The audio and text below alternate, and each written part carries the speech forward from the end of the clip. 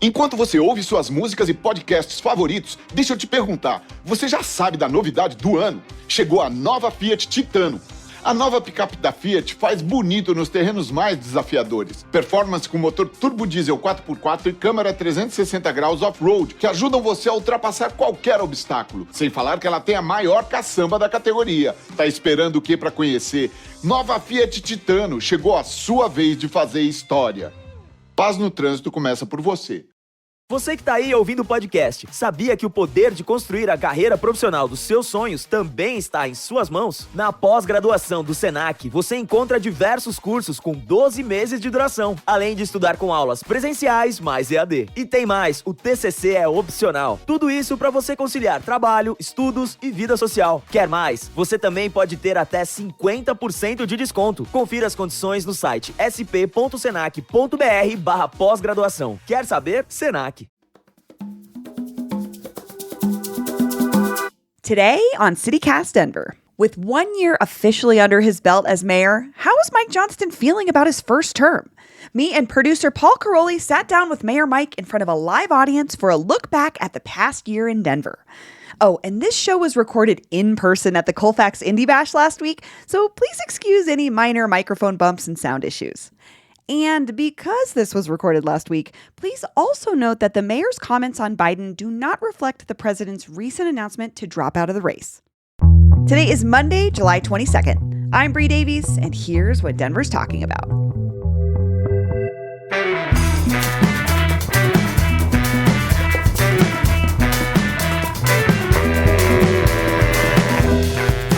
Hello, everyone. How's everyone doing tonight? Welcome to Colfax. Woo! Thank you all for being here tonight. I'm Bree Davies, and this is producer Paul Caroli. We host the CityCast Denver podcast. This is what we look like. This is what we look This like is what in we real look life. like. If you haven't Googled us. Thank That's you. right. Thank you. Thank you. In the front. Thank you. I really do. Thank you. That's very nice. It's better than the normal reaction, which is, oh. You're so tall, Paul. Oh, my God. Oh. Okay. Paul's never heard that in his whole life. Yeah. We should just do this vibe for every time we You do like the this? CityCast. You like it with an audience? I like this. Okay. It's pretty much We fun. like Much it. more Talk fun about when it. we do We like it too. New York would just come once a month. That would be great. Yeah. Hell yeah. The mayor's here, I know, everyone. you might know. I don't know. Mayor Mike Johnston, welcome back. We're here for the Colfax Indie Bash also. Let's give a shout out. Colfax Avenue Frank, Business Danon, Improvement everyone from the District. Colfax Avenue Bid, thanks so much for having us again. rules. Great event. I look forward to this every year. What a venue. DJ Baba Fly, thank you so much. Great vibes. Flora House, Denver. This place rules. This place is so beautiful. Although I am hoping there's like a real Colfax experience where like a dude screaming is like just right over the fence. If we're lucky. If we're lucky. There's a Walgreens right there. I mean, that guy is waiting to come over here. Maybe that's a good place to start. Mayor, do you have a Colfax story like that? Do you have a yelling guy Colfax Yeah. story? When I'm the yelling guy, you mean, or when I'm being yelled at? I mean, if you were the I mean, yelling either. guy, That would that's be much great. much more newsworthy. I do have, all sorts of fun Colfax memories. I live out not far from East Colfax, and our first house was out close to 14th and Calumet by West Colfax, and so we've kind of lived all across this stretch over our 25 years or so in Denver.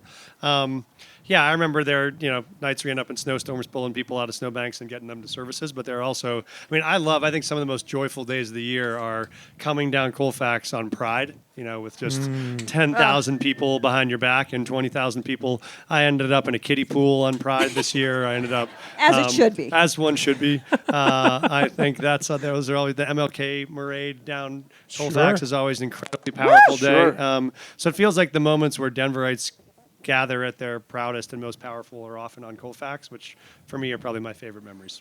yeah, there's the other side of it too. I know, I was like, so Colfax has you've its never famous been- grit. Also, City Donuts. I do a lot of City Donuts pickups in the morning, and so I've a lot of my core nutrients I get from Colfax also. We do know you're a donut guy. Is City we do Donuts know the that. spot right now? It's a good, easy commute on the way in from home for me, so if I'm bringing donuts into the staff, it's often a good stop on the way. Very cool. Very cool. Well, we do have to ask one policy question about Colfax. Great. Before we move to our main topic, we do have a main topic today. I know a lot of our listeners, because we talk about it, we hear from people, are excited about the bus rapid transit line coming to Colfax. Yes. But also a lot of business owners, maybe some of them tonight, a little bit worried about the construction. I wonder if you have a message or maybe some support to offer them. That's coming very soon. It's going to be a lot of construction. It is. And I'd say I share both sentiments. We're both very excited about the long-term impact for transit in Denver and the ability for us to do more housing that is directly connected to easy transit lines. So it's a great chance for both housing and for transit that's climate friendly and walkable and bikeable. And we want to make sure there are some of Denver's best businesses that are along this corridor. We want to make sure that they thrive and survive during construction. And so we're looking at now, I know Frank is here from the bid and others, but we're looking at now what we can do in the process to help support businesses during construction to make sure we help them be successful. We bring people there. We make it easy for people to know that we are still open for business. Colfax is going to be open for business through all the construction. And so I think our pledge is to be good partners along the way. We have done this in the 16th Street Mall the last 2 years. And I will say one of the things we're most proud of is we have not lost a single local business on the 16th Street Mall over the last 2 years. That's a very important point for us. We want that to be true also along Colfax. And so we know there will be an impact, but we're committed to making sure we can mitigate that as much as possible to keep people whole while we get ready for the grand reopening. We haven't lost a single local business on the 16th Street Mall. What about McDonald's? What about Hard Rock Cafe? These are our faves. It turns out Those are not local. McDonald's is not I guess super that's local. true. Your friendly If you had neighborhood said local qualifier, McDonald's. okay. If you had said Quiznos, I might have given it to you because at least Quiznos Store It's 1 true. was in Denver. It's true. But that's tougher to sell. So, Mayor, we're speaking to you one day after your 1 year anniversary of your inauguration as mayor. What grade would you give yourself for your first year? Wow, I was going to pull the crowd on that question. We also actually- we've actually asked our audience. We'll You're get gonna that do that? information to you later. I would give myself like a 89, like you're at a B plus. B plus. Okay. You might be able to talk the teacher into an A minus, but you're sort of on the fence. I think obviously there's some things we've done really well. I'm very proud of. But the thing is, the things we've taken on have been difficult, and so we didn't expect them to be perfect. And so obviously really proud of the progress we've made on supporting unhoused neighbors. We've moved now more than 1,700 people off the streets of the city and into housing. That is a huge win for us. Yeah. We were just talking, we have welcomed more than 50,000 newcomers in the city over the last year, and as of tonight, we don't have a single newcomer family sleeping on the streets of the city. They're all in housing and in work and in services. Those are critically important, and I don't think you'll find any other city in America that has done those two things and done them at the same time. And yet we know there's a lot more still to do. We got more to do on public safety. We have more to do on reducing permitting time. We have more to do on economic revitalization in all of our neighborhoods, and so the work is not at all done. But I feel like we've had a great fast start. There are some things that don't make a lot of news we're proud of. We hired in the midst of that first year the most diverse cabinet of any mayor in Denver history. We hired the first ever. Yeah, thank you. You can clap for that. We hired the first ever all-female executive team. So I have 4 direct reports, all of whom are women for the first time in Denver history. So we think it's not just what we've done, but how we've done it that I'm very proud of. Awesome. Paul? Well, like Bree said, we are going to publish some of our listeners' and readers' letter grades in our newsletter, Hey Denver, and on the podcast later this week as people are hearing this. But we don't have to just rely on our audience. I'll be around buying drinks for anyone that hasn't voted yet. Just saying, if you're still on the fence. We do have some data from a bigger sample size. The Colorado Polling Institute recently published a poll of Denverites. So they did one about a year ago. So it's a pretty good comparison on your first year. And they found that slightly more people have favorable views of you, which is nice. But the unfavorable number has jumped from 22% to 38%. Why do you think that's happened? I kick a lot of people in the shins when I see them on Colfax. I bet they don't like that. That's what they don't those like cowboy that. boots are for. That's what they're Okay. for. No, all kidding aside, I am proud of that number actually for Denver because if you think about it, if you were to say, like, what's the best way to make yourself unpopular in the first year, it might be, how about if we open 8 new homeless shelters in all the neighborhoods around the city in 1 year? If you remember, previous to our administration, it took 3 years to build one site that housed 40 people. We opened 8 sites that housed 1,200 people in 180 days. And so that was going to be difficult. We know it would be difficult. We know people would have concerns about it. But we've seen that polling. There other polls out that we've seen 3 of them that have us at 60 or 62 or 66% favorability, which is dramatically higher. And for me, that says Denverites actually hired us to do a job. They wanted to see us go out and work hard at the job. They knew it would be difficult. It wouldn't be without controversy. But we stayed at it, and we stuck to it, and we delivered on the commitment we made. And I think people both appreciate that we're all in and that we care, and they appreciate that I think we've stayed at it and delivered results. So for me, I'm very proud of those numbers. So there was another question on this poll that relates sort of, but this is more about affordable housing. And this was one issue that respondents to the CPI poll said you haven't done enough on. And we know you agree because shortly after the poll was taken, you proposed a new ballot measure for Denverites to vote on this November. And you want to fund more affordable housing, but do so by increasing Denver's sales tax by 0.5%. Why do you think this is the best way to address our affordable housing shortage? This is a great CityCast topic because the details, I wish I had my slides here because I would love to show you the data. So let me give you the quick summary. The first is yes, like this is absolutely, I feel like my microphone's much quieter than theirs, right? Like they gave themselves the super loud microphones and I'm the quiet one. That's okay. I wish we were that devious, but should we Let me turn know, them as long up? as you can hear me, I'm good. You can hear me in the Can back? we give the mayor a little bit more? They said No, they we can't quite hear me. cannot. Okay. I keep getting folks telling me to talk louder. Great. There we go. Is that better? Excellent. Oh, just don't touch the cord, I think. I is won't touch the secret. cord.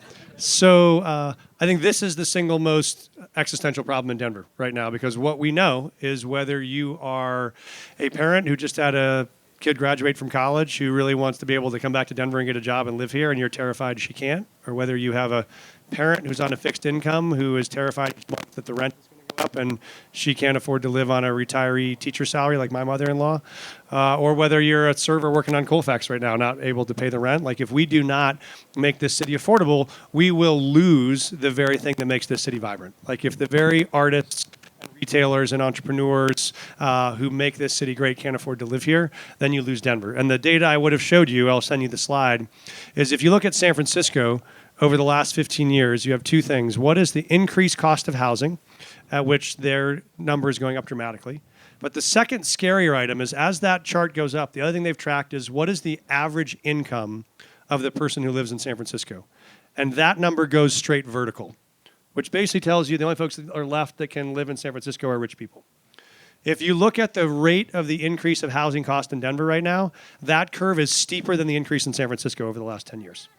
So if we do nothing, we are on the path to become a city that will not be able to afford for working class families to live in the city anymore. And I think that is something that will kill the soul of the city. It will kill the economy of the city. It will kill climate because of commuting and impact and traffic. And so I think if we don't get this right, nothing else is going to matter.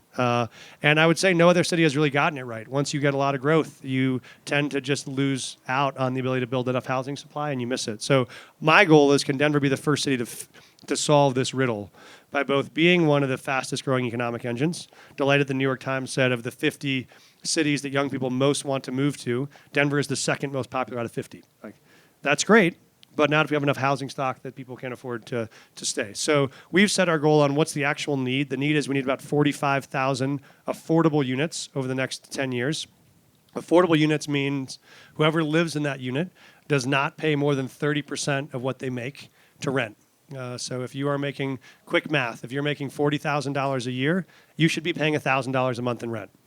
I don't think anyone in this room is paying $1,000 a month. I was like, I heard rent. someone laugh. Right. So if that's you are the reality. if you are a teacher, the average teacher in Denver makes $60,000 a year. They should be paying $1,500 a month in rent. That is not the case. If you're paying more than that, you literally can't afford to live in Denver. 50% of Denverites who are renters, 50% cannot afford to live in the city tonight. Half of them. So if we don't do something aggressively, we will lose that half over the next 10 years. I'm not willing to lose them.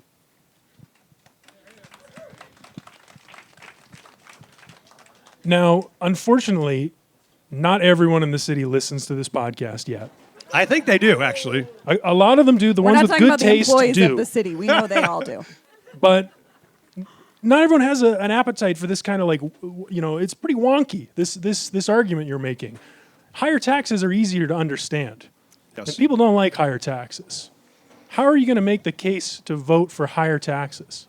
Great. I mean, so the argument is this would be about 5 cents on a $10 purchase. So for the average family, this is about $2 a week of impact. But Critically, this does not apply to groceries. Doesn't apply. It's not taxed when you go to the grocery store. This does not apply to gas. Does not apply to medicine. Does not apply to medical supplies, feminine hygiene products. Whole set of things that are not taxed. So that's the important first step.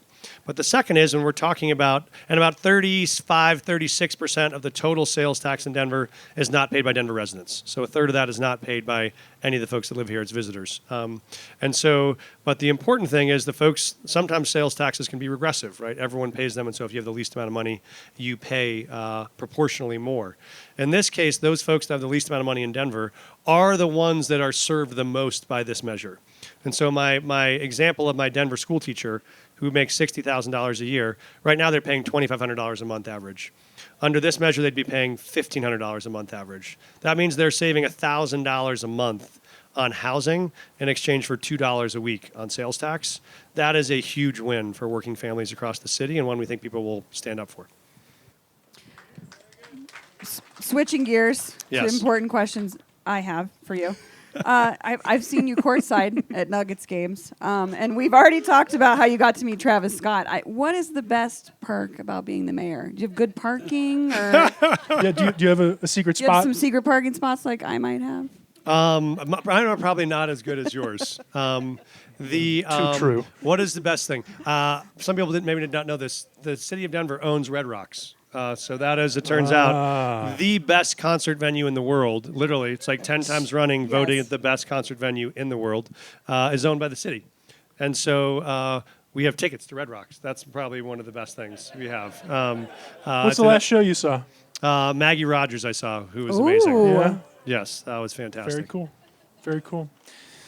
I went with my daughter. She was super excited. Oh, that's nice.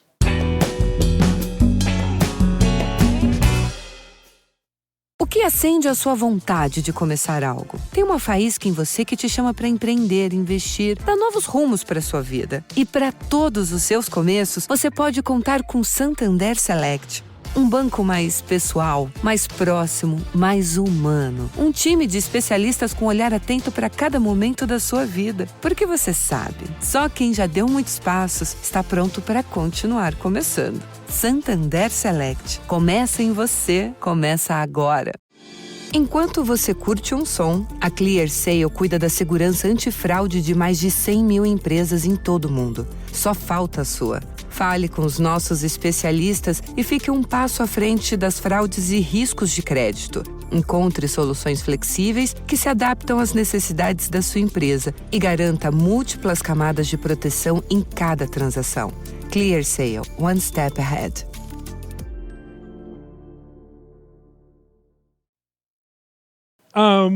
This next question, this is a hard topic. Denver's elections are nonpartisan, but you've run as a Democrat in the past. So I have to ask you a question that I think a lot of our audience, our liberal, progressive-leaning folks are thinking about last few weeks since President Biden's debate performance. I think we'd all love to hear what you think. I knew you would ask this question. This is a I wanna strictly know. Paul question. I really want to know what you I think. knew there was no chance I was getting off the stage with you without that question. I have two answers. My first is if President Biden decides to step down, I think there are several incredibly qualified women that would be great candidates for president of the United States. So I think that's a great moment. Pretty nice, yeah. The second is I thought about, you all are also big sports fans, so I was thinking about you on the drive over.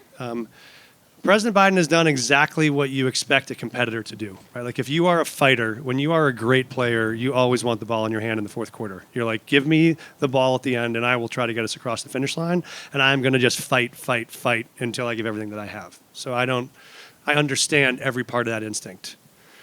I also think if you look at this city, we have a great history of folks who said, I have been the greatest of all time. And I'm John Elway. And after my second Super Bowl, I walked away and handed the ball to someone else, knowing it was time to pass the torch. Or I was Peyton Manning and I got us across Super Bowl 50 and won it all and realized I could both be proud of what I'd done and I could realize it's time to pass the torch.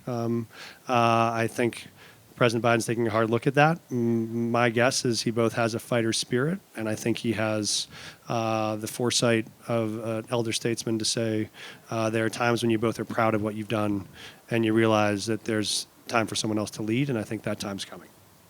Okay. I appreciate that. I appreciate that. Thank you for answering and taking that question seriously. I think there's too many people who are waffling on that right now. But your leadership is appreciated. Now, next question here. Bree has been happy that we haven't had to talk about this for a year. And is It's giving not me because I don't a want to stare solve the down. problem. We've done 500 shows on it, but it is a fair question. It's from one a of my listener. it's one of my favorite issues in the city. Last year, Denver voters rejected the developers' plans to build housing and a park at the Park Hill Golf Course. One of your campaign promises was to negotiate a deal to purchase the land. One of our listeners has a question for you. Leah from Baker asks, "What's the latest on the golf course? Has anything happened since the election?" Yes, we are in active negotiations with the owner of that site around options for the Park Hill Golf Course. And so there are some things I can't share because that negotiation is in process. I'll just say we have the same commitment to want to be able to make that a legacy project for the city. We think it ought to be long-term open space. And we also want to negotiate at a price that's fair for taxpayers and that protects residents. And so that's what we're working on getting to a solution on and seeing if we can find a creative way to get there. But I'm optimistic we will get to a deal, but that's what we're working on now. Are you optimistic something could happen within your term? Oh, absolutely. Okay. No, I do not think in long term. As you know, I'm not a very patient person. And so, I mean, no. I just feel like I'm people optimistic- worry, you know? I'm optimistic we'll have something done in the next year, for sure. Cool. Well, Mr. Mayor, why don't we switch microphones? I Okay. think there's a cable issue. Okay. Paul can have the cable issue. I can rephrase any question that he asked that you don't hear. I can just summarize what he wanted me to say. Let's go back to Mr. Biden. If you Let's were get unclear. deeper on that. You don't want to. Should we do our lightning round of hell questions? yeah. Okay. So Oh, we're gonna come finish on, with the lightning round? Don't worry, it's not serious stuff. Are there shots involved in lightning round, or is it just regular? Shots of water. Here Okay, we go. It's gonna get wild. Right. So this comes from the Colorado Polling Institute. They asked about Denver stereotypes, like. Have you gone to a concert at Red Rocks, at Amphitheater? We know that you've been to Red Rocks in the Yes. last year, so that question's answered. But how many people do you think of this poll went to a concert at Red Rocks in the last year? Denver residents. Yes. Yeah. I'm gonna How go well do you know us? I'm going to go 28%. 40. Oh, Higher nice. than you would, Not higher bad. than I would have thought. But That's Well, great. Next Yeah. question. In the last year, have you drank a craft beer? And I want to hear from you, and then I'll give you what Denverite said. In the last year? Yes. I thought you were going to ask me the last 24 hours. How about that? Is that also a yes? No, because I just landed home last night. Otherwise, I will in the next 30 minutes. And so I guess if I have an hour left in that 24, that will be a yes. But What's your favorite now? right now, I'm a big fan of Station 26 as a Juicy Banger that I really love. That's what I'll be drinking in approximately 45 minutes. That's my number one. Yeah, I love love it. the Juicy Banger. next question is: have you rode your bike to work, school, or for errands?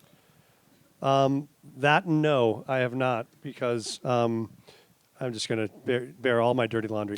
I do not currently have a bike because I have a child that left the garage door open and our two bikes got stolen. And so we are down 2 bikes. I had that and happen, so- but it was at my commune, Yeah, and one of so my I- 17 roommates did it. So Yeah. at least you know it was your kid. I can't really blame anyone else other than us. But yeah, we are down 2 bikes right now. What percentage of Denverites do you think have done that in the Have last ridden a year? bike to Yes. work, or School or for errands? 65%? You are way off.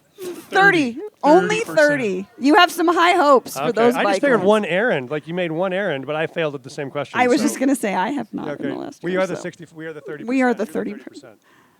That was 54% for the craft beer, in case we didn't say that. I don't know if 54% we said only in the Important last 54% on the information. craft beer. Wow, I'm surprised that was that low. In the last year, have you purchased marijuana? I have not. I would have actually. said cannabis. That's a no. That's a no. I have not. Okay. You are along with the 33% of Denverites. Really? Yep. Only 33%. Oh no, have that's not? 33% yes. Okay, I was Yeah. going With to the say. 66. I thought that was a low number. If the marijuana number was twice as high as the bike riding number, I was going to be surprised. Okay, in the last year, have you biked, skied, or recreated in the mountains? Yes, I just went tubing last weekend with my kids, and I still Hell have bumps yeah. on my butt to prove it. Because turns out, hit a few too many rocks. The water is not that deep yet. Picks or it didn't happen. Okay. What percentage of Denverites do you think have done that as well in the last year?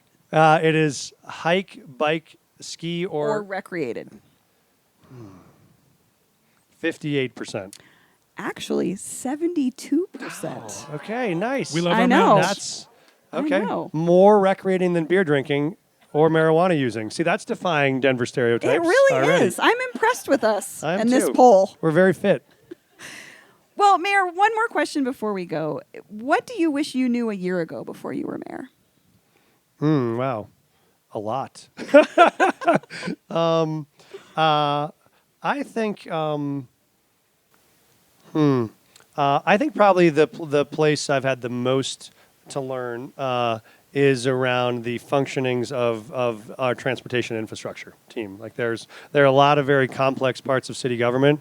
We have 27 agencies, 13,000 employees. They all do amazing work.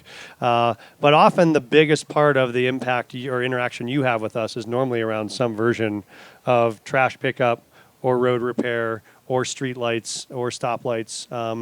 And I think that's a disproportionate amount of public frustration I get is about those items. But it's not often the first subject people say of what I most want for the city is better functioning trash pickup. But it turns out you really want that when your trash isn't picked up. I'm like, So- you clearly haven't heard about my Yeah. neighbors in the alley problem Yeah. that I've been having consistently. But yes. Yeah, so I think that's one where I've learned a lot in the last year, and now very excited for a very Dottie heavy 2025. You heard it here first, folks. That's a hot One take, by the way. Dottie heavy 2025. Mayor Mike Johnston, thanks so much for joining us. Thank you all so much Thanks, for having Mayor. me. It was Thank you all always a for- joy. Thanks, everybody. Thanks the for party. coming out.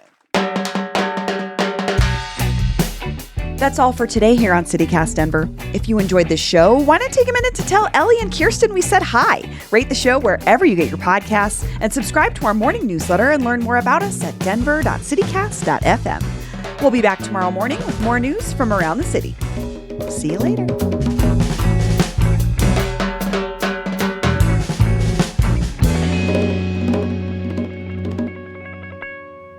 Nice shirt, Liv. I love those Colfax Ave shirts. Good merch.